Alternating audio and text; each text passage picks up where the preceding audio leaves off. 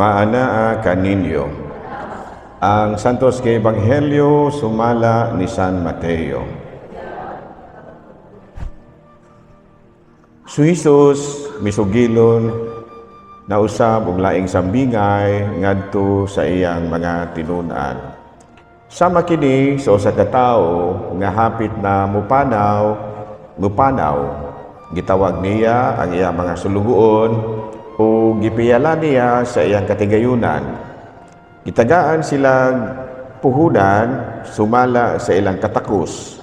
Ang usa gitagaag 5,000 ka pesos, ang usa 2,000 ug ang usa gitagaan og 1,000. Unya mipanaw siya.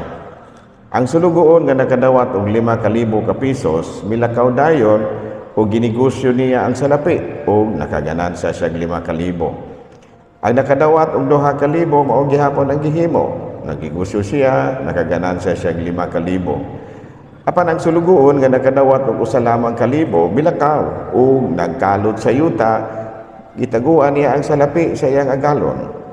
Tapos sa tanang mga panahon, mipauli ang agalon ni adtong mga sulugoon o nangayog husay sa salapi nga iyang gipiyal kanila. Mga igsuon ko diha ni Kristo ang Ebanghelyo sa Ginoo. Mang lingkod, good morning.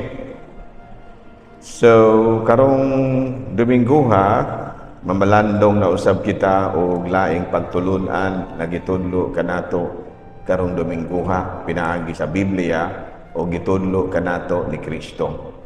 Unsa man nga pagtulunana nagipahinomdom kanato sa Ginoo nga kitang tanan di ay mga piniyalan lamang, no? Mga steward or in English kana caretaker. So bisan unsa nga anaa kanato, no? Bisan unsa nga anaa kanato, ang atong profesyon, ang atong negosyo, ang atong mga kabtangan sama sa kayutaan ug daghan pang uban. Gipahinomduman kita karong Domingguha nga all of this, no, dili gyud atoa, mga caretaker lamang kita ug moabot ang panahon nga pangitaan kitag husay kung giunsa nato pagamit ang maong gipiyal kanato sa Ginoo. In other words, ang gitudlo karon kanato karong Domingguha kabahin sa pagtuman sa tagsa-tagsa nato ka mga responsibilidad. No, kay kung doon na gani gipiyal kanato ang Ginoo, ato kung responsibilidad nga ato kining gamiton aron sa pagserbisyo kaniya, sa pagserbisyo sa atong isig kaingon o pagserbisyo sa atong kaugalingon mismo. In other words, responsibility ang ato karong pagtulunan. So it's up for us to evaluate, no, kung unsa man ang ato ang mga responsibilidad. No, kanako, usa ko kapari, it is my always responsibility to administer the sacraments, no, to administer kining parish administration, to see to it nga kamo mismo eksakto gid mo sa pag-atiman spiritually, no, magmisa batag Domingo, maningkamot mo atong mga bukid, mga sal, mga tao, munyang tanan. That is my responsibility. O pag-abot sa panahon unya nga moatubang ko sa hukmanan sa Dios, pangitaan kong husay. Kung giunsa man ako pagbansay ang ako ang pagkapari, ang akong pagkamagsasangyaw. Mao man usab kamo isip mga negosyante. Ikaw negosyante ka, no? Pangitaan unya kag husay sa Ginoo kung giunsa nimo pag-manage o giunsa nimo paggawi o giunsa nimo himo ang imong pagkanegosyante or sa imong profesyon, panalitan abogado ka, doktor ka, maestra ka, engineer ka, arkitek ka, o bisan unsa, ubag ka nakadaog ka sa eleksyon, nahimo kang mayor, nahimo kang gobernador, nahimo kang barangay kagawan, or many others. Kanang tanan moabot ang panahon nga pangitaan kag husay sa Ginoo sa imuhang nadawat nga gipiyal kanimo. In other words, gipahinumduman kita nga mutuman kita sa atong mga responsibilidad.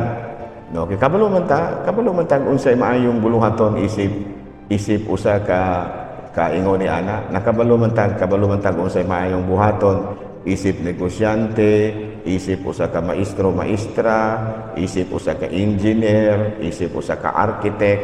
Kay ngano man gitudluan man ta matag Domingo based on the teachings of God. There is always honesty, truthfulness, no, kindness, tanan, no, integrity. Kabalo man ta ni ana.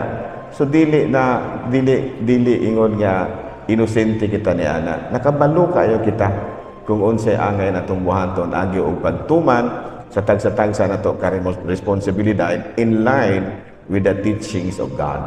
Ingon ni ana. So muna nga sa atong pagpadayon ni Santos Kamisa, muna gitawag nato sa in English o evaluation, self-evaluation. Kung nakatuman ba gid kita sa atong mga buluhaton. Ingon ana. Ikaw rin nasayod ana. It's only you and your God. Mo'y nasayod ana.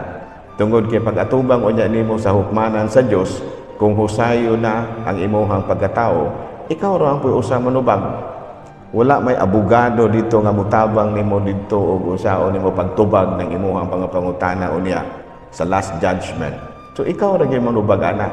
Munang karon palandaan, mohimo na ta ginagmay nga self-evaluation atong i-evaluate ang atong binuhatan, atong tanawon kung maayo daghan batag na mga maayong nahimo, doon na ba tayo mga dili maayong nahimo, and then try to improve yourself. No, i-improve aron nga pag-abot sa panahon nga nag-atubang daw niya kita sa hukmanan sa Dios, makaingon kita nga murag dili na kaayo ang kalisod alang kanato pagsulod unya sa gingharian sa langit. Manindong palihog.